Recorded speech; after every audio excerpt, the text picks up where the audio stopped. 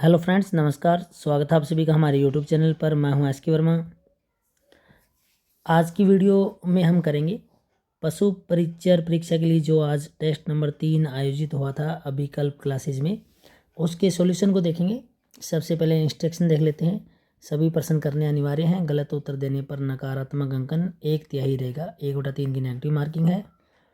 समय आपको 60 मिनट मिला था और जो प्रश्न पत्र है वो 5 खंडों में विभाजित है। प्रत्येक खंड 30 अंकों का है और पूर्णांक हमने 150 का दिया है। और ये जो 60 मिनट है या 1/3 ये हमने पशु परिचर परीक्षा जो है उसका कोई एग्ज़ाम पैटर्न फॉलो नहीं किया। ये अपना सेल्फ पैटर्न अपनों ने किया है।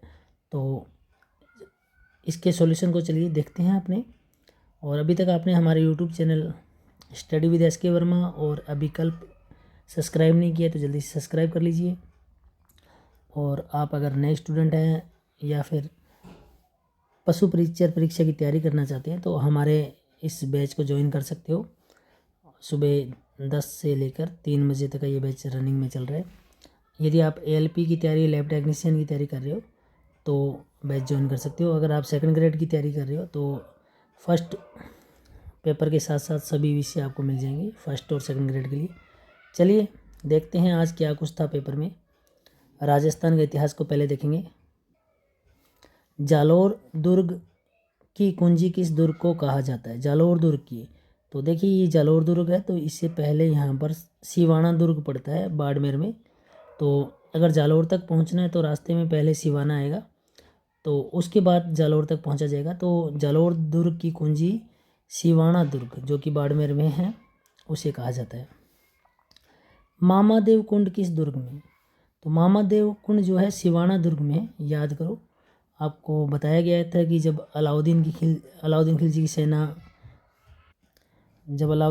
सेना ये सिवाना पर कब्जा करने के लिए आती है तो याद कीजिए यहाँ का जो सेनापति अलाउद्दीन का था कमालुद्दीन गुर्ग, वह जो यहाँ सिवाना का प्रशासक था उसका सेनापति भावले को अपनी ओर मिला लेता है और भावले इस मामादेव कुंड में गोरक्त मिला देता है। तो मामादेव कुंड कहाँ स्थित है? सिवाना दुर्ग में। चलिए नेक्स्ट प्रश्न है। अलाउद्दीन खिलजी का कौन सा सेनापति 1311 ईस्वी में जालोर अभियान का नेतृत्व करता था? तो कमालुद्दीन गुर्ग था। सही आंसर ये होगा। जालोर के चौहान वंश का संस्थापक कौन था? जालोर के चौहान वंश कीर्तिपाल चौहान कीतु। वासुदेव चौहान तो अजमेर के चौहान 551 में अजमेर के चौहान वंश के संस्थापक थे। चलिए जालोर का साका कब हुआ? जालोर का साका ये तो ऊपर भी दे दिया आंसर आपको, ये रहा 1311। तो 1311 में हुआ था। कुवल्यमाला के लेखक कौन थे? लास्ट पेपर में भी आया था, इस पेपर में फिर रिपीट दिया, उद्योतन सूरी। जालोर दुर्ग के प्रकोटे का निर्माण किसने करवाया था? तो आपको समझाया था समर सिंह ने करवाया है। नाडोल के चौहान वंश की स्थापना कब हुई? नाडोल के चौहान 960 में। 551 में तो अजमेर के चौहान। ठीक है। 1194 में आपको रणथंभौर के चौहानों के बारे में बताया था। गोविंद देव के द्वारा किया गया था, पृथ्वीराज चौहान तृतीय के पुत्र के द्वारा। नेक्स्ट प्रश्न है, चौहानों की उत्पत्ति के संबंध में अग्निकुंड मत का समर्थक कौन कौन है? तो चंद्रप्रदायी है, सूर्यमल मिश्रण है, जानक भट्ट नहीं है, ये सूर्यवंशी मत के समर्थक हैं। गोपीनाथ शर्मा ब्राह्मण वंशीय मत के समर्थक हैं। तो ये दोनों नहीं होंगे तो बच गया 1 और 2, तो केवल 1 व 2। दिल्ली पर अधिकार करने वाला प्रथम चौहान शासक कौन था? तो प्रथम तो था विग्रहराज चतुर्थ और अंतिम दिल्ली में पृथ्वीराज चौहान तृतीय था जो 1192 में त्रायन के युद्ध में हार जाएगा। चलिए ये थे राजस्थान के इतिहास से संबंधित प्रश्न। चलिए आगे चलते हैं। राजस्थान की कला संस्कृति। देवनारायण जी का जन्म कहाँ होता है? भीलवाड़ा में हुआ। निम्न में से आसीन भीलवाड़ा पूरा आप देखोगे तो निम्न में से किस लोक देवता की गाड़ी की पूजा की जाती है? हड़बोजी की, क्योंकि हड़बोजी पंगु गायों को गाड़ी में उसमें लेके जाते थे उनकी सेवा करने के लिए। निम्न में से किस लोक संत का जन्म गागरोन में हुआ है? तो संत पीपा जी का जन्म हुआ है गागरोन में, संत पीपा जी। नेक्स्ट प्रश्न है, निम्न में से किस संत को बिश्नोई संप्रदाय का प्रवर्तक माना जाता है? तो संत जाम्बोजी को माना जाता है। नेक्स्ट, ऐसा दुर्ग जिसके चारों ओर खाइयों कहलाता है? तो पारिक दुर्ग कहलाता है, पारिक दुर्ग। चित्तौड़गढ़ को किस सन में यूनेस्को ने विश्व विरासत स्थल में घोषित किया था? 2013 में किया था। यूनेस्को विश्व विरासत स्थल 2013 में। 32 खंभों की छतरी किस दुर्ग में स्थित है? आपको बताया था, रणथंभौर के चौहान पढ़ाए थे। तो हमीर ने अपने पिता जेतर सिंह 32 वर्ष का शासनकाल के कारण ये स्थापित करवाया था यहाँ पर। नेक्स्ट, जीर्ण माता के मंदिर का निर्माण किसके शासनकाल में हुआ? तो पृथ्वीराज चौहान प्रथम के शासनकाल में हुआ था। इनके शासनकाल में एक इनका सामंत था हटड़ा करके, उन्होंने बनवाया था। बहुत सारे बच्चे ने गोवक प्रथम किया, तो गोवक प्रथम तो हर्षनाथ के मंदिर का निर्माता है। चलिए, निम्न में से असत्य बताना है। तो असत्य देखिए, कैला देवी करौली सही है, आशापुरा माता नाडोल सही है, शीतला माता जयपुर भी सही है, दधीमती माता बाड़मेर नहीं है, नागौर है, नागौर। नेक्स्ट, रानी सती का मंदिर राजस्थान के किस जिले में? तो झुंझुनू जिले में। चलिए, राजस्थान के भूगोल के बारे में जानते हैं। राजस्थान के समुद्र तल से औसत ऊंचाई कितनी है? 370 मीटर है, 370 मीटर। अरावली प्रदेश की औसत वर्षा कितनी है? अरावली की 50 से 90। नेक्स्ट प्रश्न है, राजस्थान के सापेक्ष अरावली का कुल क्षेत्रफल कितना है?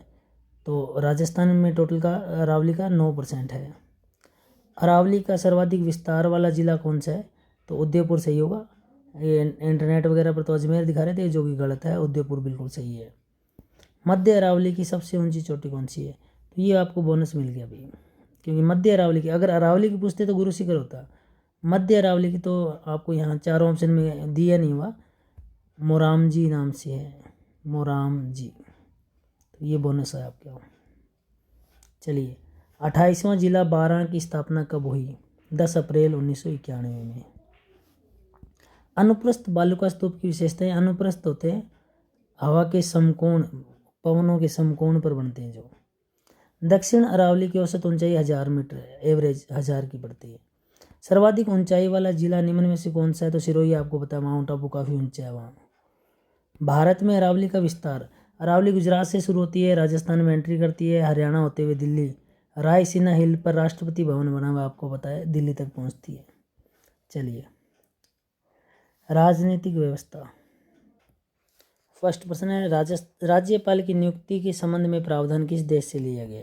तो कनाडा से लिया गया। राजस्थान का वह राज्यपाल जो भारत के रेल मंत्री भी रह चुके हैं? तो राम नाईक।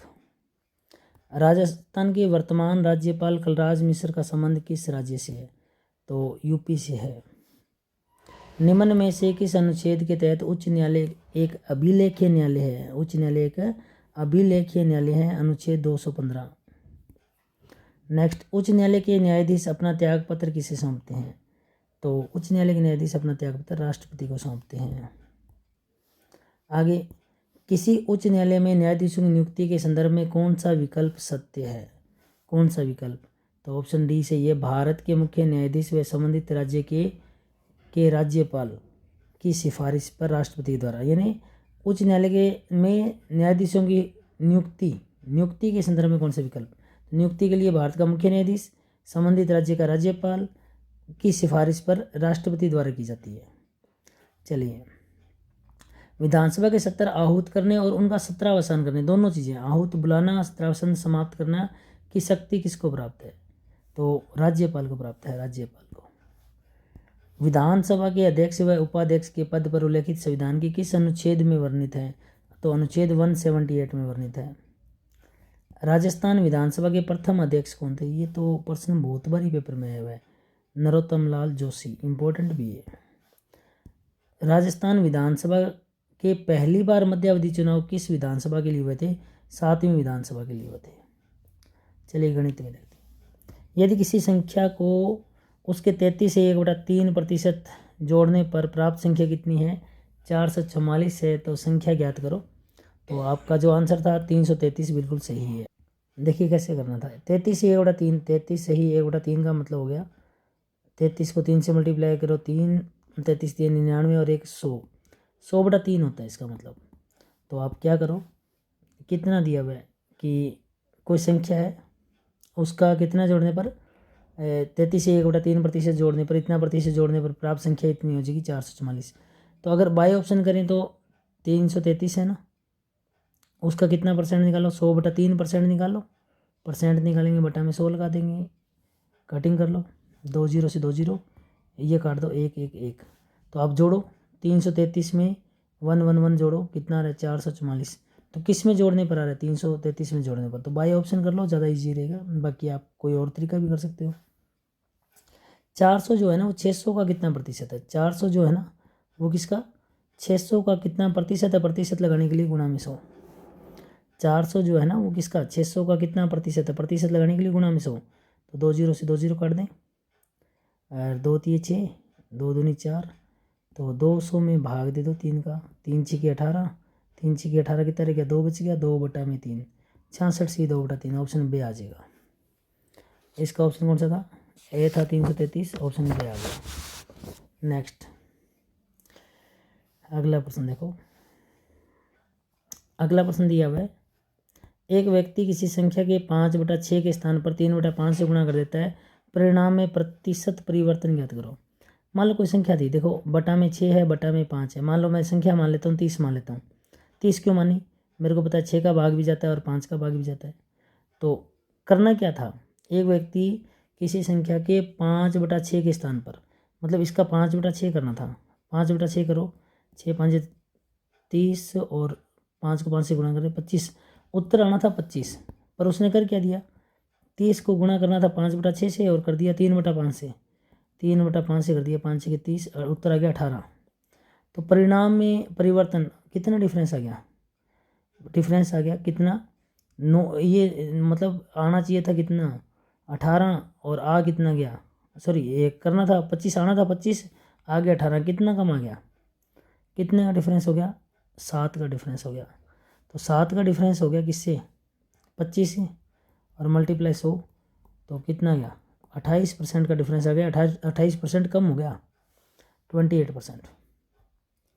3000 का 1/4 150 का कितना प्रतिशत है, 3000 का 1/4 मतलब 4 7 28, 2 4 5 20, जो 750 है ना, यानी 3000 का 1/4 जो है वो 150 का कितना प्रतिशत है, 750 150 का कितना प्रतिशत है। तो 1 0 से 1 0, 15 5 75, 500% है, कितना परसेंट है 500। कोई भी ऑप्शन नहीं दिया हुआ, बोनस हो गया अभी, बोनस 2% बोनस हो गया आज। चलिए अगला क्या है, यदि 24 कैरेट सोने, 1 सेकेंड,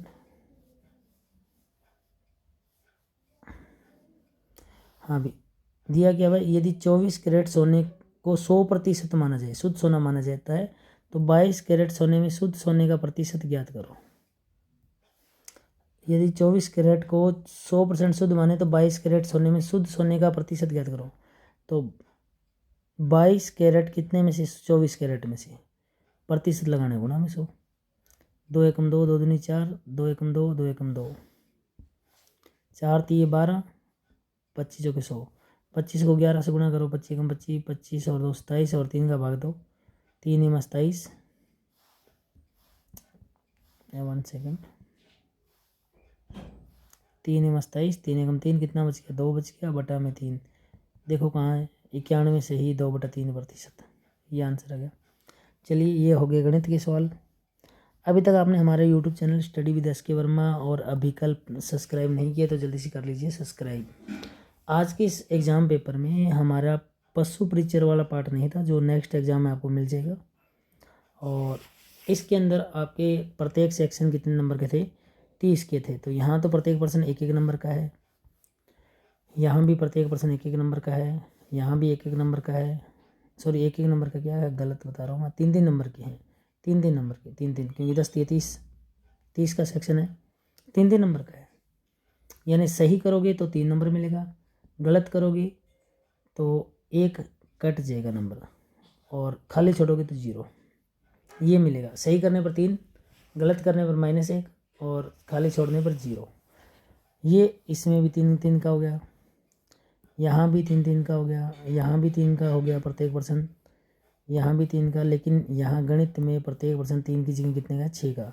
यानी सही करोगे गणित में तो 6 मिलेंगे, और गणित में अगर गलत करोगे तो -2 मिलेंगे गलत करने पर, खाली छोड़ने पर 0। चलिए आज के एग्ज़ाम पेपर के बारे में आपको बता दिया है, एक बार फिर से बता देते हैं।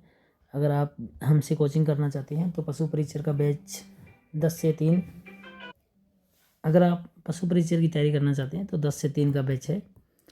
ALP का स्पेशल बैच चल रहा है, शिक्षक 2nd ग्रेड 1st ग्रेड का स्पेशल बैच आपको मिल जाएगा। चलिए आज की इस वीडियो में इतना ही, नेक्स्ट एक अन्य वीडियो में फिर मुलाकात होगी, तब तक के लिए बाय, टेक केयर।